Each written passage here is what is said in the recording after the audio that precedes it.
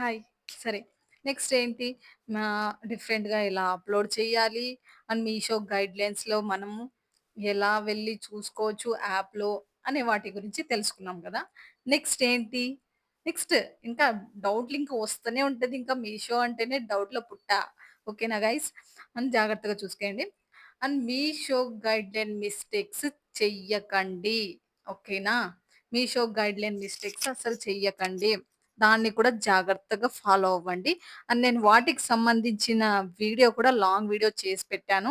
ఆ వీడియో ఆ వీడియో కూడా ఈ వీడియో కింద డిస్క్రిప్షన్‌లో ఇస్తాను. ఆ వీడియో కూడా ఒకసారి చూసేయండి.